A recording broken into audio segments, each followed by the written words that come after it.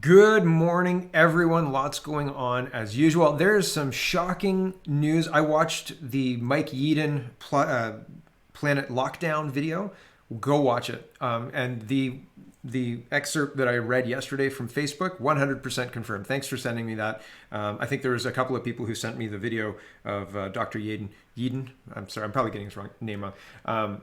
But incredible. Go watch it if you haven't watched it. The link is in the description, and I'm going to show you some highlights in the second part. In the redacted part, we're going to talk about vaccinations. We're going to talk about coercion. We're going to talk about overdoses and how Miss Davila is concerned about it. Concerned about it? Really?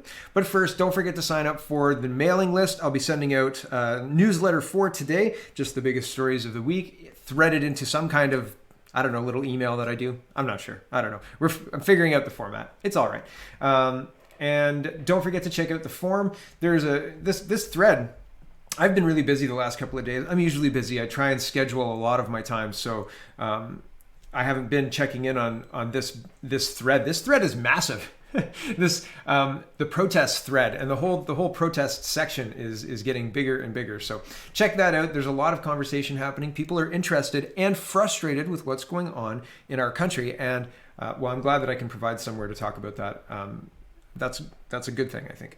I think I'm going to reach out to this guy. If you know this author, Sam Cooper, let him know I want to interview him. But I don't know if he's interested in coming on. He might be too big time for me. Who knows? But I interviewed Jilly Davis, so I figure I can interview other authors, right?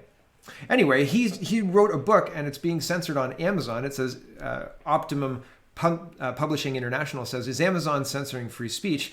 It was the #1 in all of Canada as a mover and a shaker. They've taken the digital version down around the world, but received 500 orders for the hardcovers and softcovers since May 14th. That's outrageous.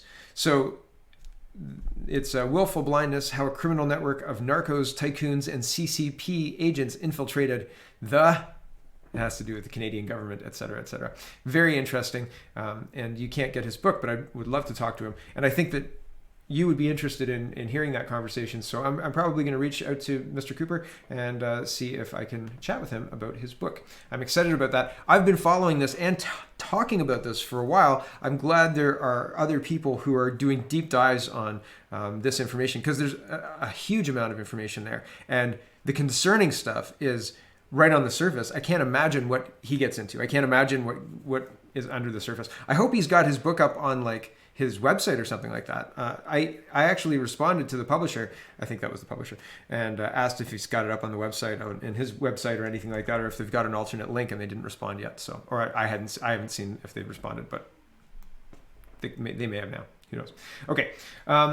This is good news, tentative good news. Ontario to resume non-urgent surgeries and procedures as COVID-19 numbers decline. So, yay, right? People can start getting slotted in for their surgeries and getting moved on that. So that's good news.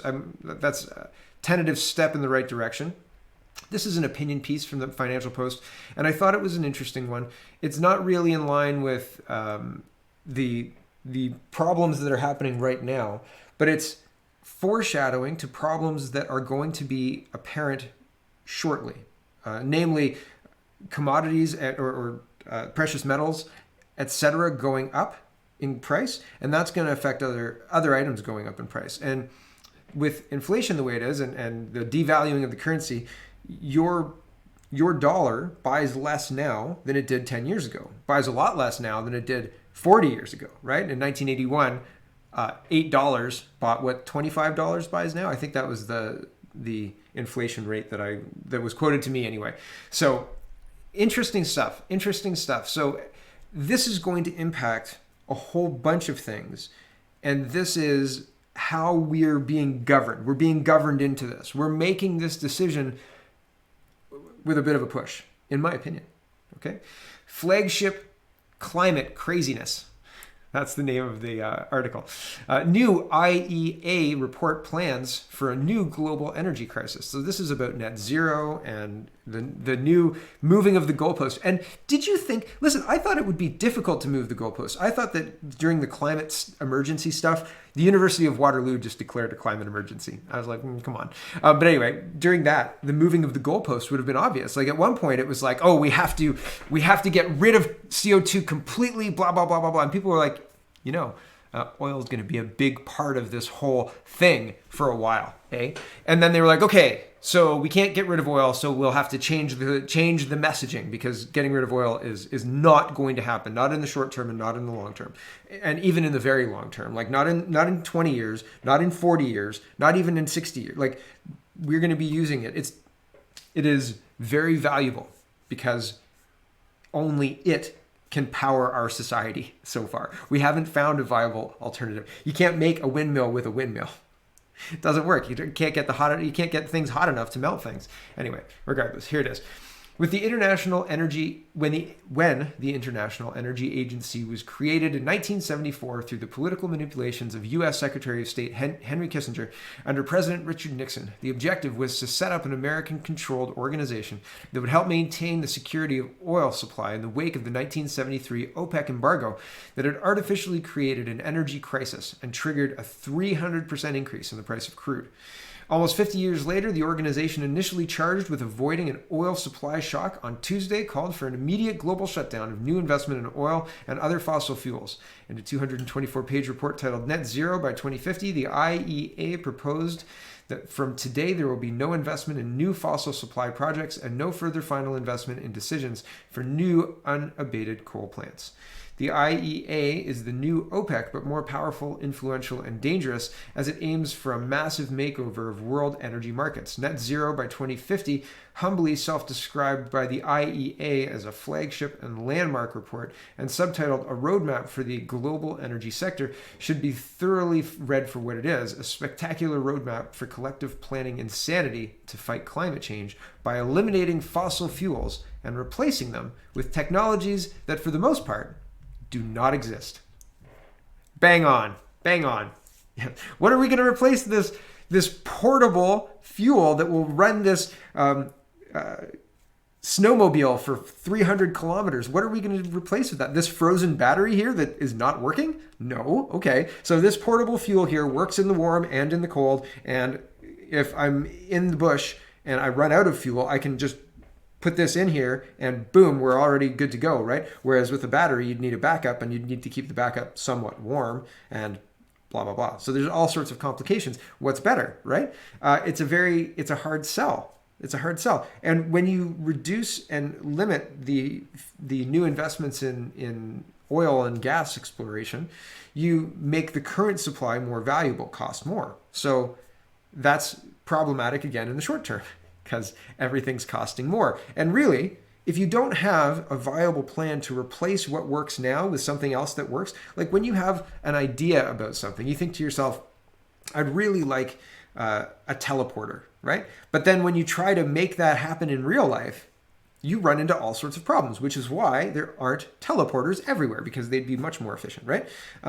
So we do our best, and somebody says, well, I can bring this car thing to market, right? It's a motor, it's an engine strapped to 4 wheels that seems to not fall apart all the time, and people get from A to B much faster than walking, but it's not quite teleporter speed, right? And so we've learned to do with what we've got, right? But they want to take away the building blocks that make all of that work. And they're trying to sell it to us as if we have to do this, because if we don't do this, our society is going to collapse. I think this is helping our society collapse much quicker. I think that what we're doing is folly and wrong. And people moving the goalpost for climate change was easy because people aren't really engaged in it. People are very engaged in COVID. And look how many times the government has moved the goalpost.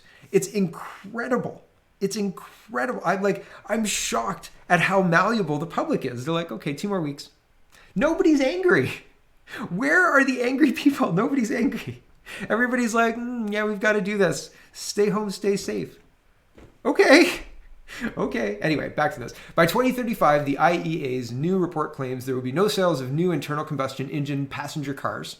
And by 2040, the global electricity sector will reach net zero emissions. They want you to do your grocery shopping on like a communal electric scooter that you pick up at the end of your street. Bzzz, right? You get to Walmart and you put it on the charger thing, and then somebody comes out and grabs another one and takes it off, right? And then while you're shopping, it charges, and then it can get you back. 5-kilometer radius, right? Forget moving your family, right? You can go to the grocery store with a backpack, buddy. Have fun. I don't know, man. I don't know. No passenger cars with a combustion engine? Okay.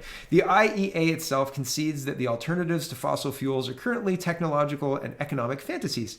In another report last month, the IEA spent 280 pages explaining how converting the global auto industry to electric vehicle production will require transformations that are unprecedented and unplanned for. As I noted in this space last week, EVs require 6 times the mineral inputs of a conventional car, and an onshore wind plant requires 9 times more mineral resources than a gas-fired power plant. When you actually bring the reality of trying to solve the problem to the world, you run into situations that in the planning phase, you don't anticipate. This doesn't work like that, right? And so you have a situation where you're funding all of this money. People believe that it works. People think that all we have to do is put up some solar panels and we extract energy from the sun. They don't get told about the wintertime in Canada where you have 6 hours of sunlight a day and snow-covered panels. Solar doesn't work, right? Like there are situations where I'm spending too much time on this, but it's the selling to the Canadian people. There are other things that are more important right now. Really, there are. What Nova Scotia is doing with vaccinations, and that's going to be in the redacted part. That's incredible, and I can't believe that that's happening. I'm spending too much time on this, so I'm going to finish this article. But what they're selling is fantasy. It doesn't exist, and they're pretending like by the time we get there, it'll exist, hoping that it manifests. But is it going to manifest? I have no idea. Doubtful, right? Doubtful when everybody's being hamstrung by regulations and ridiculous expectations and bureaucracy, right? And not to mention a pandemic that locks people's businesses. The scale of investment transformation called for by the IEA is unprecedented. Clean energy investment will have to soar from a little more than $1 trillion annually to more than $4 million by 2030, bringing the total annual energy investment to $5 trillion. That's a lot of money diverted from other sources or other uses and plowing into chasing net zero. The IEA gets around the prospect of lost investment in other sectors by claiming the new energy cash will bring economic benefits as the world emerges from the COVID-19 crisis.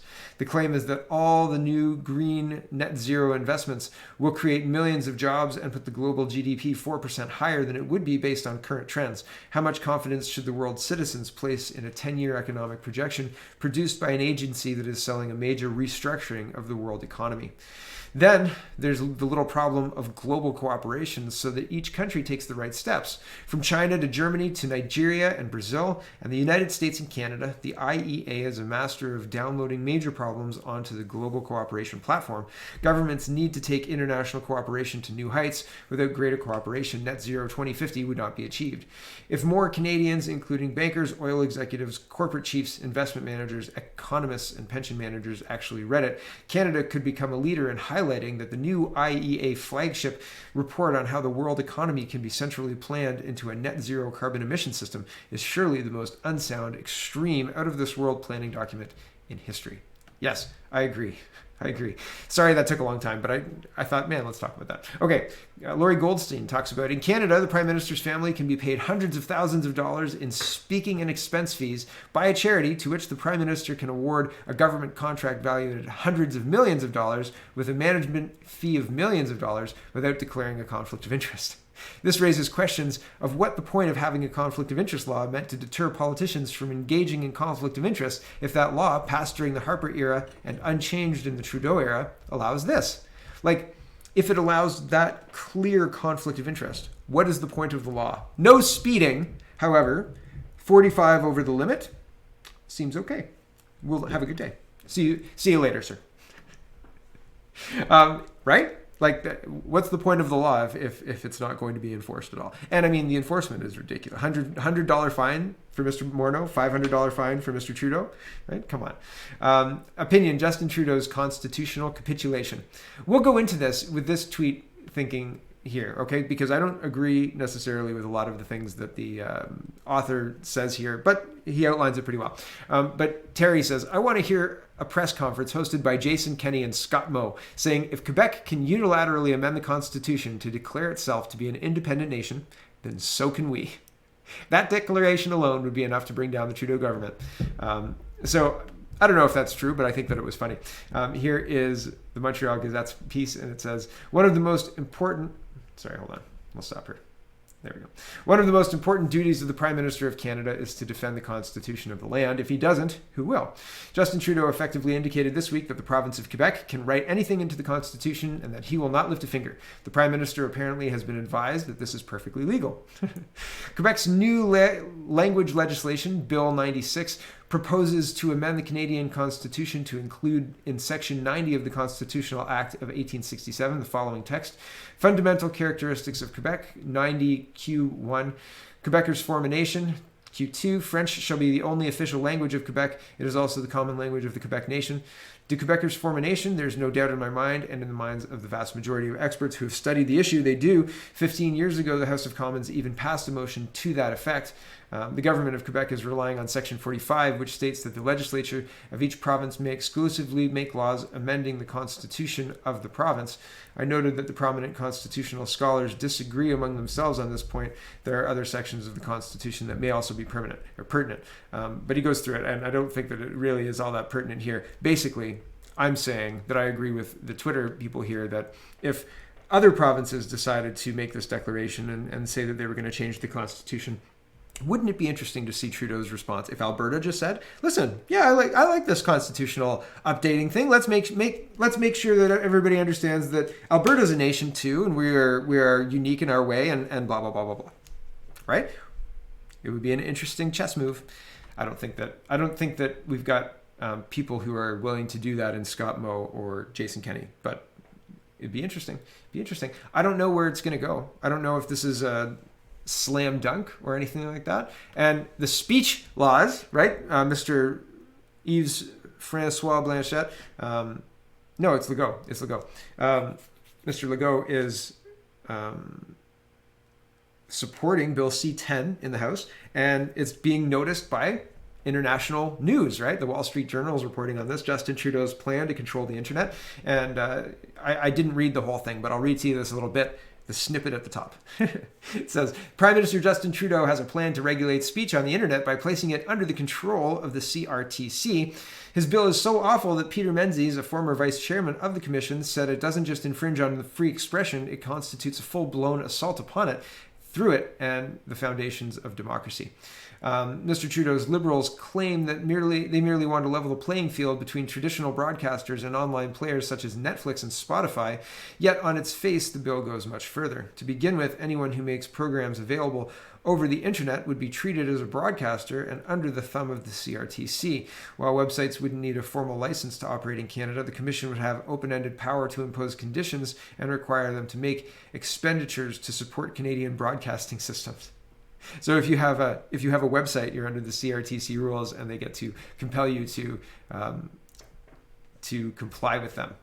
This is funny as it's just very funny. This is Mark Garrison. He is often he makes videos and makes statements that are hardline liberal and is kind of tone deaf to any outside, not outside criticism, but he's playing the game, and yeah, that's what he's doing.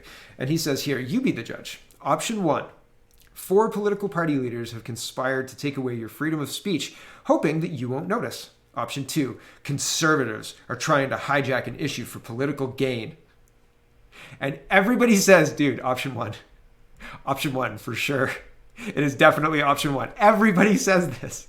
There's like the occasional person who says option 2. But look at the memes. Option 1 is correct. House is there, right? We've got option 1, 100%. It's absolutely option one. The Trudeau dictatorship is the most corrupt, zero integrity party I've ever witnessed in Canadian politics. It's the closest thing to embracing the same policies as communist China. Voting out Trudeau is critical to the survival of Canada.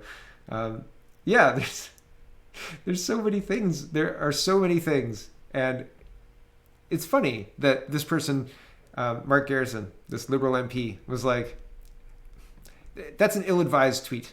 Like, it's directly kind of, yeah, option one is clearly the answer here. Did you know, this is moving into Calgary protests. Did you know the police chief says that protesting is totally fine, but gatherings are not. And if you pretend that your gathering is actually a protest, that's not okay. And that's why these protests in Calgary are different than the Palestinian or the Israeli protests, whichever side whoever wants to be on.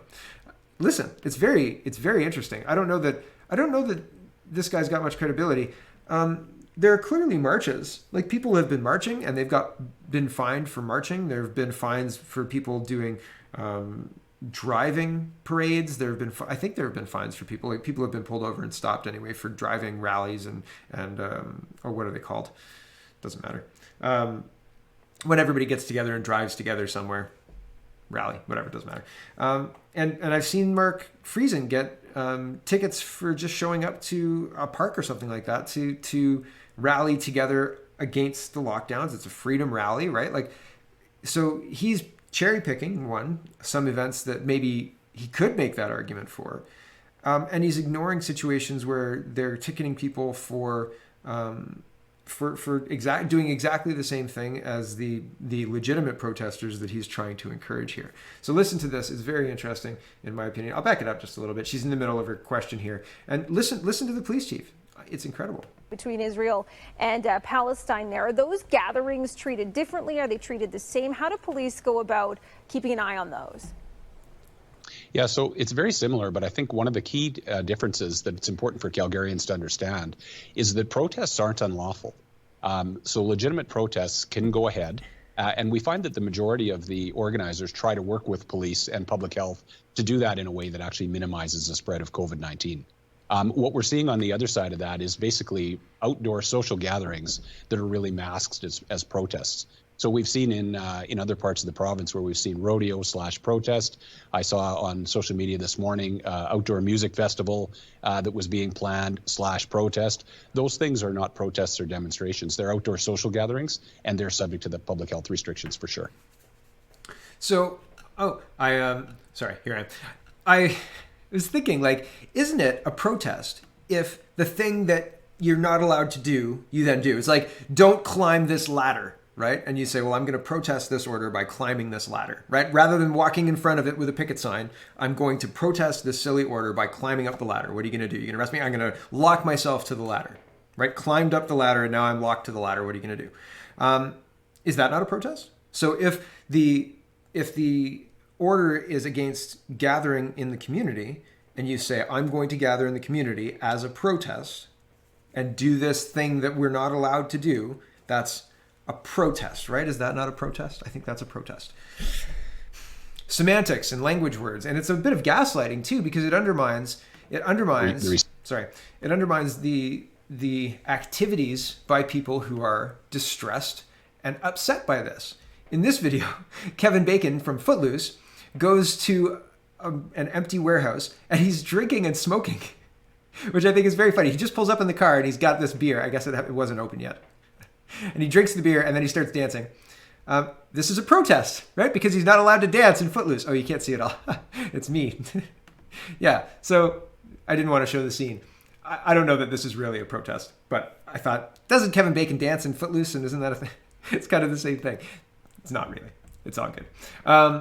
I just think that it's very interesting that the Calgary police chief is gaslighting the public that way. I don't think it's appropriate. Yeah, I think that if you do something that you're specifically not allowed to do, like my son is 5, and I'll tell him to not do something, and he will like look me dead in the eye and like do it. I'm like, don't you put your foot on that thing. He's like, and it's all you can do to not laugh, right? You're like, You're right, it wasn't that dangerous, but get back here. And so that's protest, isn't it? And I think that it's interesting that there is a police chief, and all of it is so concerning. It's so concerning, right? Garbage. And the reason that it's concerning is because at some point, they will stop tolerating this kind of civil disobedience, right? Here's a beach in Toronto, and I know that Calgary and Toronto are different, but here's a beach in Toronto. It says, Doug Ford may as well give it up because nobody cares about his lockdowns anymore. This is Woodbine Beach in Toronto. So, closed by provincial order, right? There's volleyball nets, people playing games, multiple people playing games. People are ignoring this health order. However, is this protest? Could you say that these people are in violation of the provincial order and therefore they should be arrested and charged, just like people who are protesting against the lockdowns in Queen's Park with signs? What about people at a rodeo or people at a music festival, right? Is this the problem, though, is when they start enforcing this, right? The other problem is that you can't officially have a music festival. A music festival takes a lot of time and money to put together. It is usually, you pay for entry. You have to get agreement from city staff, and to get a venue, you have to be able to rent the venue. You have to be able to have enough people to make it viable, blah, blah, blah, blah. There's all sorts of stuff that goes into organizing something like that. You can't do any of that above board. You can't do any of that right now because you're not allowed, because the government says no. So you can do these quasi gatherings, but you can't make money on it. You can't provide a service that people would be willing to pay for, right? And that's what makes the economy go around. Because like if you say, hey, come to downtown Toronto at this time and enjoy this thing that I'm going to put together, all the restaurants are excited about that because people are going to come down for that, and people who care about those people are going to drive down and maybe buy something at the restaurant, and those people are going to maybe buy something at the restaurant, right? This creates economic activity, right? So when you have these asinine orders in place preventing people from doing that, that's one event, right? Multiply that by 100, just 100, right? Think about what's happening in Toronto at any given day, right? Like the hundreds of people who come down to hear speakers, and the hundreds of people who get together for gaming and comics and whatever, right? Like whatever people are interested in. It creates economic activity. It creates the lifeblood that runs our economy. And it has been shut down, and it is continuing to be shut down, and they're telling us it's for our safety. It's a lie. It's the same as the climate lie. Like it's the same as the lie that I outlined at the beginning of the show, right? It's just a lie.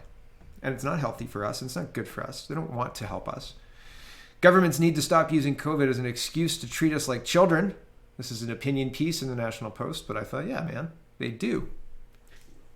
At the start of the pandemic, governments imposed many rules in the spirit of safety. For the most part, they were prudent because we were all ignorant of how deadly the virus was and how it spread. But many governments have overreached, going further than is right in a free society. What began as sensible safety has now reduced us to ignorant children who are incapable of looking after ourselves. Freedom is fragile. When the rules overreach, when they go beyond what is required, it becomes dangerous and may even set a precedent for future scenarios. That's my concern. What happens in the fall when they decide we want to lock you down again to make sure that our healthcare isn't overwhelmed? We have freedom not because of things written down on paper, but because we insist on living it as a way of life. When we act like sheep, we become sheep. We now find ourselves living in a world where personal freedom must be given based on the whims of politicians. We have decided that we can put our freedoms on hold because the state knows best. To object is to be labeled a right-wing extremist, an anti-masker, or an anti-vaxxer. It's a form of social bullying. In Toronto, where I live, we somehow became the most locked-down city in North America. Over the weekend, roughly 5,000 citizens demonstrated against the latest lockdown rules. It's a sign that many of us are sick of the government trying to run our lives and ruin our lives. Think of some of the inane things Ontario has mandated in this last lockdown. No tennis in city parks. A tennis court is nearly 24 meters long, which gives people ample room to social distance, but that doesn't seem to matter. Golf is also banned. Why? Because Ontario Premier Doug Ford's friends get carried away when they play and can't keep themselves from getting close to each other. We cannot go to a Blue Jays game, even though attendance could be limited and masks could be required. American teams have been safely allowing socially distanced, mask-wearing fans into their stadiums, but in Canada, this is seen as completely inconceivable. I don't like advocating for mandatory masking in stadiums. I don't like advocating for reduced capacities or anything like that. We've got lots and lots and lots of data that shows that Texas is doing fine, so is Florida. So I don't understand these half measures, these people pretending that that's not happening. It is happening. And like, regardless, like whether you like it or not, it's a fact. Like, facts don't care, man. Anyway, back to this. All this despite the fact that the chances of transmitting COVID outdoors is minuscule. So says this author, YouTube. We can buy cannabis in Ontario, but we can't go into a bookstore even if the owners restrict the number of customers. The same is true for all kinds of retail stores. Can two people wearing masks in a dress shop, for example, be that much of a danger? For those of us who are religious, this lockdown has been a disaster. Religion is not a hobby. It's what gives people strength and hope. Limiting services to 8 people is insulting. These may appear as frivolous things to some. It may even seem selfish because of the number of people who have gotten sick and died and the fact that hospitals can't handle all the new cases. But freedom of movement, our ability to enjoy recreation, to see our friends and families, should be up to our own judgment. Many are experiencing burnout, staring into computers and not seeing their friends, have left teens exhausted and depressed. God only knows how ill prepared they will be for university. That's not frivolous. What is also not frivolous is the number of businesses that have gone under and the dreams of so many small business owners that have gone up in smoke. How did they recover? The job of government is not to sit on our shoulders and tell us to look both ways when crossing the street. Its job is to find a way to create more hospital beds and figure out a way to properly educate the young. A year into this, we, the good people of this country, know how to take care of ourselves. We're willing and should be allowed to take small risks like playing tennis and sitting in a baseball stadium that's only 25% full. Or we should be able to go into a restaurant that we choose, with a mask or not if you want, and order food and then leave. Or we should be able to go into a baseball stadium and make our own assessment of risk. If you don't want to sit close to somebody, well, I remember when 25% full would be a dream for the Rogers Centre. 25% full, please. And that was just because the Jays weren't very popular. They had like what? They had a ton of seats, like 60,000 seats or something like that. There's probably more. And they were getting like, 900 people, probably more, maybe 2,000 people a game, right? But it looks very sparse in a stadium as big as the Rogers Centre, right? Or what formerly was used to be known as the Sky Dome. It's incredible. My dear friend, Zahara, with her My Lockdown story, it says, the last time I was allowed to visit my mom was 3.5 weeks before she passed away. None of my 6 siblings were allowed to see her until her burial. She spent her last weeks alone in a hospital bed waiting for her children. How we treat the people who are at the end of their life is indicative of how our society thinks they should be treated. And what we're doing to our elderly is monstrous. What we're doing to our children is monstrous. And wait until we get to the redacted part. And so I think that we really need to look at the battles that we're fighting. And like the reopening plan, is it addressing that? Is it addressing the COVID restrictions in hospitals for patients visiting family members and people at the end of their life? Is it addressing the things that are really impacting the day-to-day of people who are having to use these services, the services that they pay tax dollars for, the services that are not inconsequential when they need to be accessed, right? I have a hard time with how callous, and I understand numbers and you have to do with, you have to work within the parameters of reality, right? Often when you want to do something, like I was talking about at the beginning of the show, and you bring it to the real world, the thing that you want to do is not quite as easy as you thought it would. Even think about remodeling a room, right? Like, oh, we could put crown molding up and make it look like whatever. We could put a urinal in the corner if you're redoing the bathroom. And then the reality and the price of everything sets in and you're like, okay, well, we'll just put a covering over the bathroom. We'll put that covering thing up and that'll refresh the shower, and we'll change the toilet innards. So it stops leaking when you so the flushing stops, right? After the water gets to the top, right? I've had that conversation. Like, oh yeah, we'll renovate. Oh wait, maybe not. But it's terrible. It's terrible what's going on. It's terrible. Okay, we'll do this one and then we'll go to redacted. Vaccine passports. I said yesterday I think vaccine passports are the goal. Here is Zuby, and he's a rapper from the UK, and I think he's moving to the States, but I don't know about that. But he says, below is a roadmap for vaccine passports published on the European Commission's website in May 2019 before COVID. Everyone who warned about this agenda was dismissed as a conspiracy theorist. And Patty Haydu has talked about this. This is not a conspiracy by anything, as far as I can tell. It says the roadmap for implementing of actions by the European Commission based on the Commission communication and the Council recommended on strengthening cooperation against vaccine preventable diseases. And through 2018 and then into 2019 and into 2021, it says the feasibility study for the development of a common EU vaccination card. So Patty Haydu has been working on that with other member countries, so other G7 countries, other countries. That's not a secret. And then it says 2022, it says Commission proposal for a common vaccination card. The thing is, though, Quebec is moving forward. Here is Rocco Rossi. He says, impressive, clear, hopeful reopening roadmap from Quebec. Vaccinations are a game changer, so people reasonably want to know when and how the game changes. And so it says vaccination coverage, and it's got the little color at the bottom, right? First dose, second dose. And then they want to have everybody's second dose by the end of August or later. And the end of August or later is pretty well undefined, like August or after that. August or later? So up to June 25th, they're going to be, well, by June 11th, they're opening outdoor terraces and bars, and it's got red and orange levels. Supervised outdoor sports and recreation allowed in groups of 25 people. Relaxation of rules for large indoor venues and outdoor stadiums with pre-assigned seating.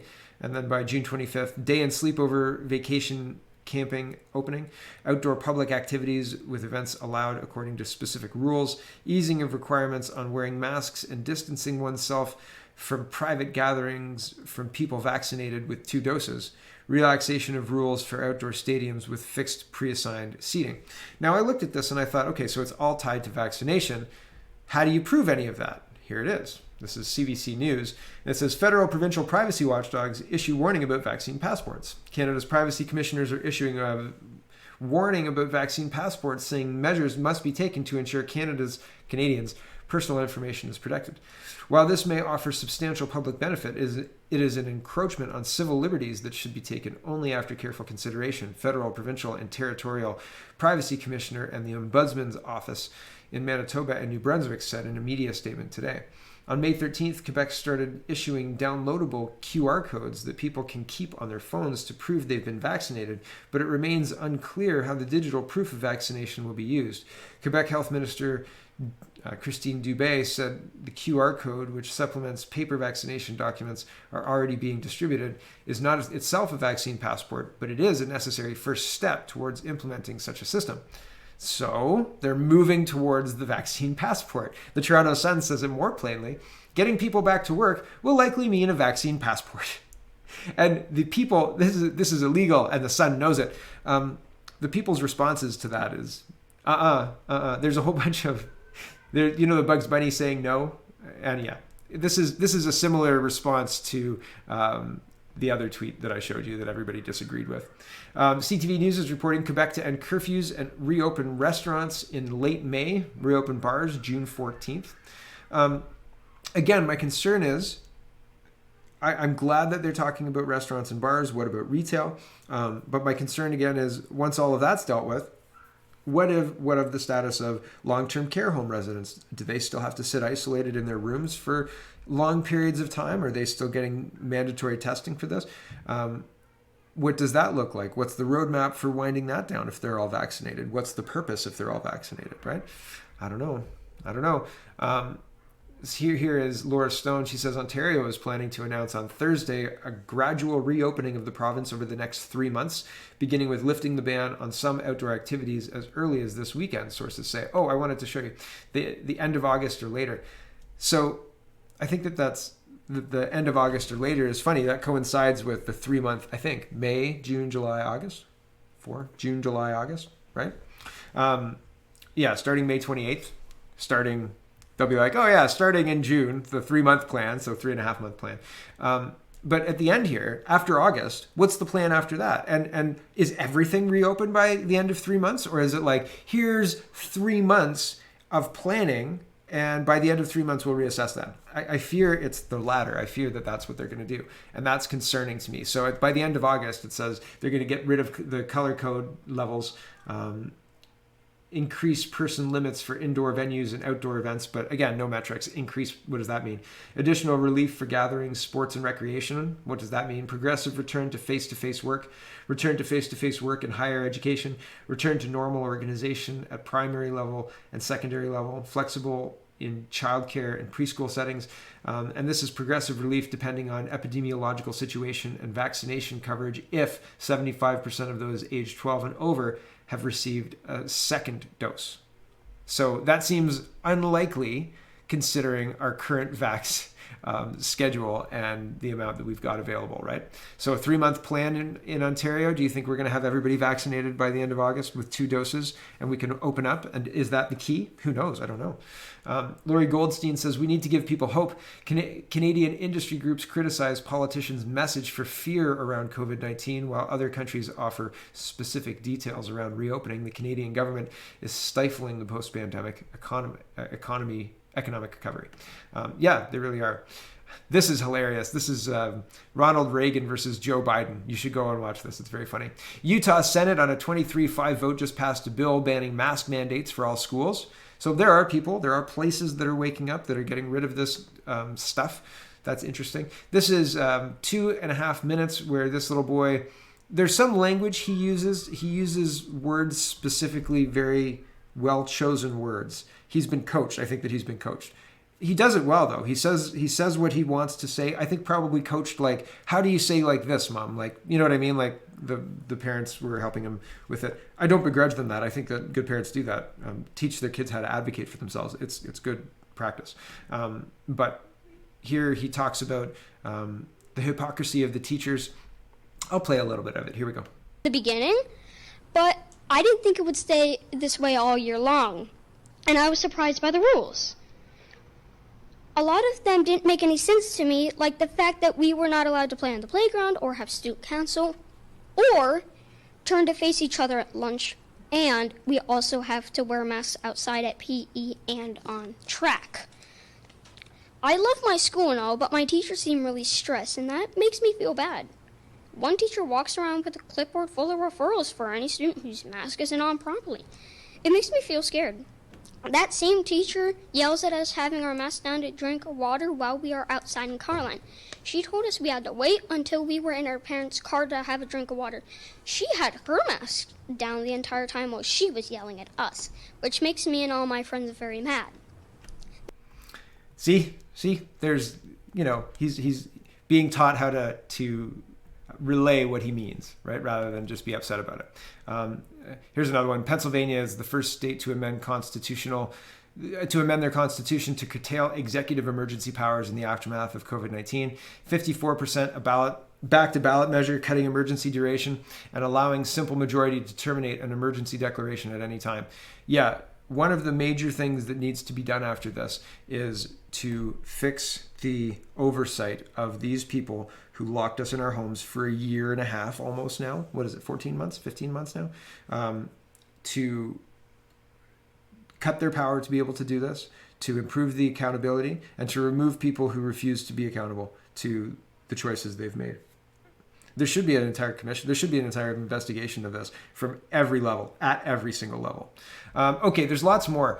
Come over to the Redacted channel. I'm going to show you stuff about...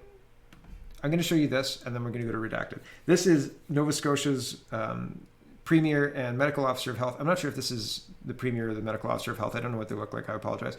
But this is them being asked, do parents have to consent to the kids getting vaccinated at school? And they say, no, we don't need that here. They've got mature minor consent. Here we go. And I'll explain what that is in the Redacted show. Here we go. And in terms of, I guess, just capacity of vaccination sites, Will those students, will those youth be able to have their parents, a guardian, accompany them in to get their vaccines? How will that look once children start being vaccinated? So we don't actually require for even our routine grade 7 vaccinations. They don't actually have to have parental consent. It's on the judgment of the immunizer whether the youth is determined to be able to make their own decision around vaccine, and that will carry through for COVID vaccination as well. Will they? Oops. Sorry about that. So that is concerning, right? So the immunizer gets to determine if your child is capable of giving consent for an experimental vaccine. Isn't that interesting? Isn't that concerning? Okay, come over to the Redacted Show to see the rest of this. And, well, if you're just going to stay here and just watch on YouTube, thanks for watching. Check out CanadaPoly.com, check out CanadaReport.co, check out SpeakingMoistly.co, and have a wonderful, wonderful day.